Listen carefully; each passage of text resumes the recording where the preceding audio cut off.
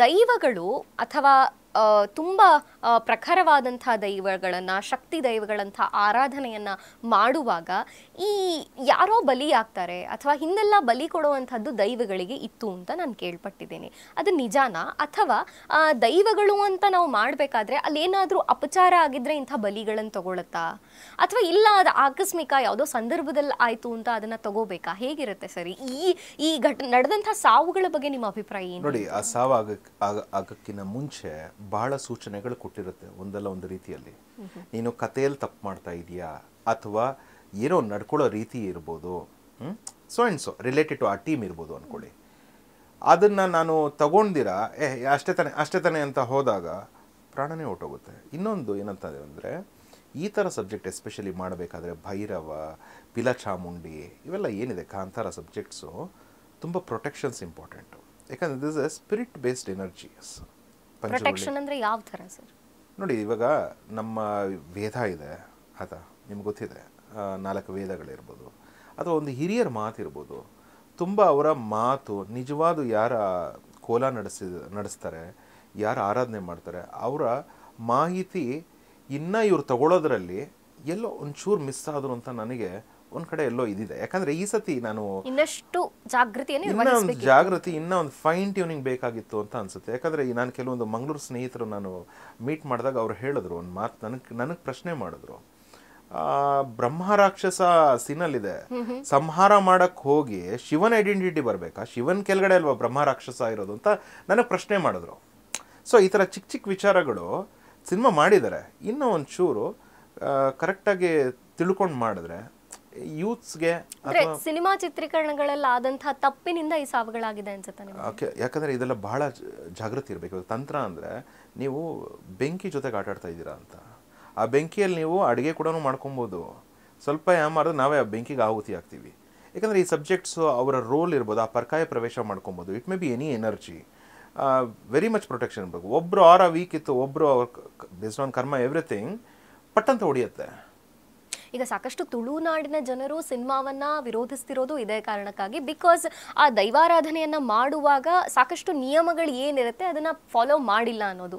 ಅವ್ರಿಗೆ ಇನ್ನೊಂದು ಬೇಜಾರು ಏನಿದೆ ಅಂತ ಅಂದರೆ, ರಿಷಬ್ ಶೆಟ್ಟಿ ಅವರು ಆ ಸಿನಿಮಾದಲ್ಲಿ ಫಸ್ಟ್ ಪಾರ್ಟಲ್ಲಿ ಕ್ಲೀನ್ ಶೇವಲ್ಲಿ ಇದ್ರು. ಈ ಸತಿ ವಿತ್ ಬಿಯರ್ಡ್ ಅಲ್ಲಿ ನಮ್ಮ ದೈವ ಆ ಥರ ಯಾವತ್ತು ಡ್ಯಾನ್ಸ್ ಮಾಡಲ್ಲ, ಅದಕ್ಕೊಂದು ರೀತಿ ನಿಯಮ ಇದೆ ಅಂತಾನು ಆ ಥರ ದೈವ ತೋರಿಸ್ಬೇಕಾ ಅನ್ನೋದು ಕೆಲವರಿಗೆ ಇದಾಗಿದೆ.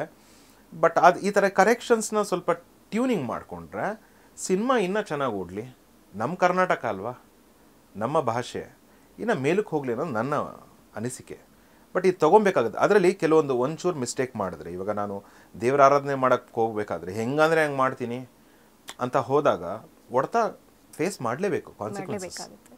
ಸೊ ಅದು ಆಗಬಾರ್ದು ಅನ್ನೋದ್ರೆ ಟೈಮ್ ಇನ್ನೂ ತಗೊಳಿಬೇಕಾದ್ರೆ ತುಂಬ ಹುಷಾರಾಗಿ ಒಂದು ಹಿರಿಯರು ಆ ಸಂಪ್ರದಾಯ ಏನಿದೆ ಅದು ರೆಸ್ಪೆಕ್ಟ್ ಮಾಡಬೇಕು ಅಲ್ವಾ. ಸೊ ಇವಾಗ ನಾನು ಅಣ್ಣಮ್ಮ ಏನಂತೀವಿ ಆರಾಧನೆ ಮಾಡ್ತೀನಿ ಅಂತ ಅಂದರೆ, ಅಥವಾ ನೀವು ಫಾರ್ ಎಕ್ಸಾಂಪಲ್ ರಾಮನ ಆರಾಧನೆ ಮಾಡ್ತೀರ ಅಂದರೆ, ನಿಮ್ಮ ಮನೆಗೆ ಬಂದಾಗ ನಾನು ಏನು ರೆಸ್ಪೆಕ್ಟ್ ಮಾಡಬೇಕು ಅದೇ ರೀತಿಯಾಗಿ ನಡ್ಕೊಬೇಕು. ನೀವು ಇಲ್ಲಿ ಬಂದಾಗ ಈಗ ಇರಬೇಕು. ಸೊ ಒಂದೊಂದು ಊರಲ್ಲೂ ಒಂದೊಂದು ಗ್ರಾಮ ದೇವತೆ, ಅದರ ಪವರ್ಸು ಎಲ್ಲ ಇದೆ ಊರನ್ನು ಕಾಪಾಡೋದಕ್ಕೆ. ಹಾಗಾಗಿ ನೋಡ್ಕೊಂಡು ಮಾಡಲಿ, ಇನ್ನೂ ಚೆನ್ನಾಗಿ ಮಾಡಲಿ. ಇನ್ನು ಆ ಸಿನಿಮಾ ಸಂಸ್ಥೆ ಅಥವಾ ನಮ್ಮ ಸ್ಯಾಂಡ್ಲ್ವುಡ್ ಆಗಿರ್ಬೋದು ಚೆನ್ನಾಗಿ ಬರಲಿ. ಕರೆಕ್ಟ್. ಸರಿ, ನಾವು ದೈವಗಳ ವಿಚಾರ ಬಂದರೆ ಹಿಂದೂ ದೈವಗಳು ಇದೆ, ಮುಸ್ಲಿಂ ದೈವಗಳು ಇದೆ, ಪ್ರಾಣಿ ದೈವಗಳು ಇದೆ ಅಂತಾರೆ. ಪ್ರಾಣಿ ದೈವಗಳನ್ನು ಸಿನಿಮಾದಲ್ಲಿ ಒಂದು ರೀತಿಯಾಗಿ ತೋರಿಸಿದ್ದಾರೆ, ತಾವು ಕೂಡ ಅದ್ರ ಬಗ್ಗೆ ಮಾತಾಡಿದ್ರಿ. ಸೊ ಹಿಂದೂ ದೈವಗಳು ಇದೆ, ಮುಸ್ಲಿಂ ದೈವಗಳು ಇದೆ. ಸ್ಪೆಷಲ್ ಆಗಿ ವರಾಹ ದೇವರ ಬಗ್ಗೆ ತೋರಿಸ್ಬೇಕಾದ್ರೆ ವಾರಾಹಿ ಹಂದಿಯ ರೂಪದಲ್ಲಿ ಬರುತ್ತೆ, ಪಂಜುರ್ಲಿ ಇರಬಹುದು. ಇದೆಲ್ಲ ಏನು ಸರ್, ಇದು ಎಕ್ಸಾಕ್ಟ್ ಆಗಿ ಏನು ಅಂತ? ಇಲ್ಲಿ ಏಂಜಲ್ಸ್ ಅಂತಲೂ ಕರಿತೀವಿ ಕೆಲವು ಸತಿ. ಹೀಲಿಂಗ್ ಡಿಪಾರ್ಟ್ಮೆಂಟಲ್ಲಿರೋರು ಉಲ್ಫ್ ತಗೊಳ್ತಾರೆ, ಕೆಲವರು ಸಿಗ್ನಿಫಿಕೆನ್ಸ್ ಆಗಿ, ಕೆಲವರು ಬರ್ಡ್ ತಗೊಳ್ತಾರೆ. ಮನೆ ಹತ್ರ ಏನೋ ಒಂದು ಪಿಜನ್ ಬಂತು ಹೋದರೆ ನಮಗೆ ಬುಧಗ್ರಹದಿಂದ ಅನುಗ್ರಹ ಇದೆ ಅಂತ ಅನಿಸುತ್ತೆ. ಕಪ್ಪು ನಾಯಿ ಬಂದರೆ ಕಾಲಭೈರವ ಬಂದ ಅಂತ ಕೆಲವ್ರಿಗೆ ಸಂಕೇತ, ಸಿಗ್ನಿಫಿಕೆನ್ಸ್, ಒಂದು ಸಿಂಕ್ರನಿಸಿಟಿ ಆಗುತ್ತೆ. ಸೊ ಒಂದೊಂದರಲ್ಲಿ ಆ ಭಗವಂತ ಅನ್ನೋನು ಬಂದು ಹೋಗ್ತಾನೆ, ಒಂದು ಸ್ವರೂಪ ಬಂದು ಹೋಗುತ್ತೆ ಆಯಿತಾ. ಬಟ್ ನೋಡೋ ದೃಷ್ಟಿ ಎಕ್ಸ್ಪೀರಿಯನ್ಸ್ ಮೇಲೆ ಹೋಗುತ್ತೆ ಅಲ್ವಾ. ಸೊ ಏಂಜಲ್ಸ್ ಅನ್ನೋದು ಇದೆ. ಮತ್ತು ಡೆಮಾನಿಕ್ ಸ್ಪಿರಿಟ್ ಅಂತ ಅಂದರೆ ನನಗೆ ಇವಾಗ ಪಂಜುರುಳಿ ಇವಾಗ ಅವ್ರು ಹೇಳಿರೋ ಪ್ರಕಾರ ನಾನು ರೆಸ್ಪೆಕ್ಟ್ ಮಾಡ್ತೀನಿ. ತುಳುನಾಡು ಮಂಗಳೂರು ಹೇಳಿರೋ ಪ್ರಕಾರ ನಮ್ಮ ಊರನ್ನ ರಕ್ಷಣೆ ಮಾಡುತ್ತಾರೆ ಪಂಜುರುಳಿ ಅಂತ. ಆದರೆ ನಾನೊಂದು ಏನಂತೀವಿ ನನ್ನ ಸಂಶೋಧನೆ, ನಾನು ಕೇಸ್ ಹ್ಯಾಂಡ್ಲ್ ಮಾಡ್ತಾ ಇರ್ತೀನಲ್ಲ, ಇವಾಗ ಅವರು ಆ ಊರಲ್ಲಿ ನೀವು ನೋಡಿರ್ತೀರ ಹಂದಿನ ಶೂಟ್ ಮಾಡ್ತಾರೆ. ಶೂಟ್ ಮಾಡಿ ಫಸ್ಟ್ ಕಾಂತಾರ ತಗೊಳ್ಳಿ, ಶೂಟ್ ಮಾಡ್ತಾ ಇರ್ತಾರೆ ನಾರ್ಮಲ್ ಆಗಿ. ಶೂಟ್ ಮಾಡಿ ಅದನ್ನು ತಿಂತಾ ಇರ್ತಾರೆ. ನನಗೆ ಹೆಂಗೆ ಅನ್ಕೊಳ್ತೀನಿ ಅಂತ ಅಂದರೆ, ನಾನು ಯಾವ ರೀತಿಯಲ್ಲಿ ನೋಡ್ತೀನಿ ಅಂದರೆ, ಅದು ಇವಾಗ ಯಾವ ಜೀವಿನೂ ನಾವು ಏನಂತೀವಿ ಮೃತ್ಯುಗೆ ತಗೊಂಡು ಹೋಗಬಾರ್ದು ಭಗವಂತ ಬಿಟ್ಟು ಅಂತ ನಾವು ತಿಳ್ಕೊಂಡಿದ್ದೀವಿ ಉನ್ನತ ಜ್ಞಾನದಿಂದ. ಇವಾಗ ಅದು ಡಿಸೈರ್ ಫುಲ್ಫಿಲ್ ಆಗದೇ ಇರಬೇಕಾದ್ರೆ ಏನಾಗುತ್ತೆ, it takes A ಡೆಮಾನಿಕ್ form. Panjurli ಅಂತ ತಗೊಂಡು ಅದೇನು ಮಾಡುತ್ತೆ, ಇವಾಗ ನಮ್ಮನ್ನು ಆರಾಧನೆ ಮಾಡು, ಪೂಜೆ ಮಾಡು, ಇದು ಮಾಡು, ಪ್ರಿಡಿಕ್ಷನ್ಸು ಹೇಳುತ್ತೆ. ನಾನು ಹೇಳಿದೆ ಸ್ಪಿರಿಟು ಹೇಳುತ್ತೆ, ದೇವರು ಹೇಳುತ್ತೆ. ಬೇಸ್ಡ್ ಆನ್ ನೀವು ಭಾಳ ಅದರಲ್ಲಿ ಐಡೆಂಟಿಫಿಕೇಶನ್ ಇದೆ. ಇವಾಗ ಹೇಗೆ MRI CT ಸ್ಕ್ಯಾನ್ ಮಾಡ್ತೀವಿ ಆ ಥರ ಇದರಲ್ಲಿ ಭಾಳ ಲೆಕ್ಕಾಚಾರ ಇದೆ, ಆಯಿತಾ. ನಾನು ನಂಬ್ತೀನಿ. ಬಟ್ ಏನಂತೀವಿ, ಅದು ಅತೃಪ್ತ ಆತ್ಮ ಹಂದಿ, ಅದು ಒಂದು ಫಾರ್ಮ್ ತಗೊಂಡಿದೆ. ಆ ಫಾರ್ಮ್ ತಗೊಂಡು ಇದು ಒಂದು ಮ್ಯಾನ್ ಮೇಡ್ ಲಾ ಅಂತ ನಾನು ಹೇಳೋದಕ್ಕೆ ಇಷ್ಟಪಡ್ತೀನಿ. ಯಾಕಂದರೆ ನನಗೆ ನಾನು ಪ್ರಶ್ನೆ ಮಾಡ್ಕೊಂಡಿದ್ದೆ, ಏನು ಪಂಜುರುಳಿ ಅಂತ ಅಂದರೆ ಅದು ಕಟ್ಟಲೇಬೇಕಾ, ಏನಂತೀವಿ ಹೊಂಬಾಳೆ ಕಟ್ಟಲೇಬೇಕಾ ಇದೆಲ್ಲ ಅಂತ. ಆ ಕಸ್ಟಮ್ಸ್ ಏನಿದೆ, ಆ ಇದೇನಿದೆ ಅದಕ್ಕೆ ನಾನು ರೆಸ್ಪೆಕ್ಟ್ ಮಾಡ್ತೀನಿ. ಬಟ್ ಈ ದೈವ ಅನ್ನೋದು ನಾರ್ಮಲ್ ಪರ್ಸನ್ ಮೇಲೂ ಬರುತ್ತೆ. ಬಟ್ ಅವ್ನ ಪ್ಯೂರಿಟಿ ಆಫ್ ಹಾರ್ಟ್ ಎಷ್ಟೇ ಅನ್ನೋದು ಇಂಪಾರ್ಟೆಂಟ್, ಮತ್ತು ಎಷ್ಟು ಅಲೈನ್ಡ್ ಆಗಿದೆ ಅನ್ನೋದು ಇಂಪಾರ್ಟೆಂಟ್. ಯಾಕಂದರೆ ನಾವು ವರ್ಕ್ ಮಾಡಬೇಕಾದ್ರೆ ಕೇಸಲ್ಲಿ ಸಬ್ಕಾನ್ಷಿಯಸ್ ಲೆವೆಲ್ ಓಪನ್ ಮಾಡಿದಾಗ ಈ ಥರ ಕೆಲವೊಂದು ಮನುಷ್ಯ ನಿರ್ಮಾಣ ಮಾಡಿರುವಂಥ ಲಾ, ನಾನು ಲಾಸ್ಟ್ ಟೈಮೇ ಹೇಳಿದ್ದೆ, ಮಿತ್ಸು ಮತ್ತು ಫ್ಯಾಕ್ಟ್ ಅಂತ ನಾನು ನೋಡ್ತೀನಿ. ಇವಾಗ ಹಳೆ ಕಾಲದಲ್ಲಿ ಎಲ್ಲೋ ರಾಮ ಅಲ್ಲಿ ಇದು ಮಾಡಿದ್ದ, ಕೃಷ್ಣ ಇದು ಮಾಡಿದ್ದ ಅಂದರೆ, ಇವಾಗಿರೋ ವ್ಯಕ್ತಿಗಳು ಪ್ರೂಫ್ ತೋರಿಸಿ ಅಂತಾರೆ. ನಾನೊಂದು ಕಲ್ಲು ತೋರಿಸ್ಬಿಡ್ಬೋದು, ಬಟ್ ಅವ್ರಿಗೆ ಜೀವನದಲ್ಲಿ ಅವ್ರಿಗೆ ಒಂದು ಅನುಭವ ಆಗುತ್ತಲ್ವಾ, ಅದು ಮೇನ್ ಮನುಷ್ಯ ನೋಡ್ತಾನೆ. ಅಂದರೆ ಎಕ್ಸಾಕ್ಟ್ ಆಗಿ ಪಂಜುರ್ಲಿ ದೈವ ಅಂದರೆ ಏನು? Demonic wild boar spirit it is, ಆಯಿತಾ. And it has the limitations. It can't, ಇವಾಗ ಅದು ಏನಂತೀವಿ ಏನಂತೀವಿ ಪೂರ್ತಿ ಇಡೀ ದೇಶದಲ್ಲಿ ಆಗ್ತಾ ಇರೋ ಸಮಸ್ಯೆಗೆಲ್ಲ ನಿವಾರಣೆ ಸಿಗುತ್ತೆ ಅಂತಲ್ಲ. ಆ ಊರಿಗೆ, ಆ ಜನರು, ಆ ನಂಬಿರೋರಿಗೆ ಇದಾಗುತ್ತೆ. ಅದು ವರಾಹ ರೂಪದಲ್ಲಿರುತ್ತಾ ಹೇಗೆ? ಇವಾಗ ಅದು ಫಾರ್ಮ್ ಮಾಡ್ಕೊಂಡಿರೋದು ಇವಾಗ ಅವ್ರ ಐಡೆಂಟಿಫಿಕೇಶನ್ನು ಅಷ್ಟು. ಯಾಕಂದರೆ ನಾನು ಮತ್ತೆ ಹೇಳಿದೆ, ನಾನು ಎಕ್ಸ್ಪೆರಿಮೆಂಟ್ ಮಾಡಿ ನಾನು ಹೇಳ್ತಾ ಇರೋಂಥದ್ದು ಏನಂದರೆ, ಆ ಹಂದಿ ಅನ್ನೋದು ಅತೃಪ್ತ ಆತ್ಮ ಆದಾಗ ತುಂಬ ಹಂದಿಗಳ ಬೇಟೆಗಳು ನಡೀತಾ ಇರಬೇಕಾದ್ರೆ ಅದರದ್ದು ಒಂದು ಕ್ಯಾಟಗರಿ, ಒಂದು ಸ್ವರೂಪ ತೊಗೊಂಡ್ಬಿಡುತ್ತಲ್ಲ. ನನಗೆ ಅನ್ಯಾಯ ನಡೀತಾ ಇದೆ ಅಂತ. ಇವು ಮನುಷ್ಯರಿಗಾದರೆ ನಾವು ಇನ್ನೊಬ್ಬರು ಮನುಷ್ಯರ ಹತ್ರ ಹೋಗ್ತೀವಿ, ನಾವು ದುರ್ಗಾ ಕಾಳಿ ಅಂತ ಹೋಗ್ತೀವಿ.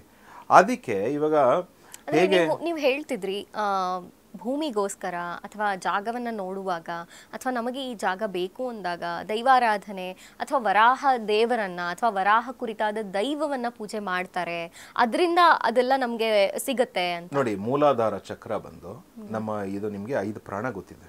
ಅಪಾನ, ವ್ಯಾನ, ಸಮಾನ, ಉದಾನ, ಆಯ್ತಾ, ಇದೆಲ್ಲ ಪ್ರಾಣಗಳು ನಿಮ್ಗೆ ಗೊತ್ತಿದೆ.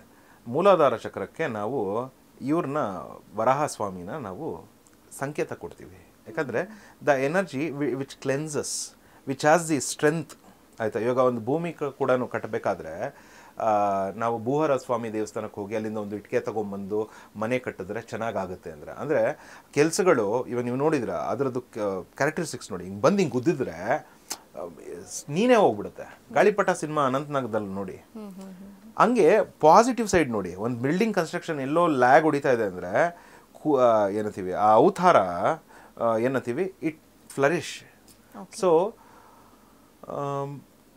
ಪಂಜುರುಳಿ ಅಂತ ಏನಿದೆ ಅದಕ್ಕಿನ್ನ ಟಾಪ್ ಮೋಸ್ಟ್ ಇರುವಂಥದ್ದು ವಾರಾಹಿ, ಆಯಿತಾ. ಅಂದರೆ ವಿಷ್ಣುವಿನ ಅವತಾರ.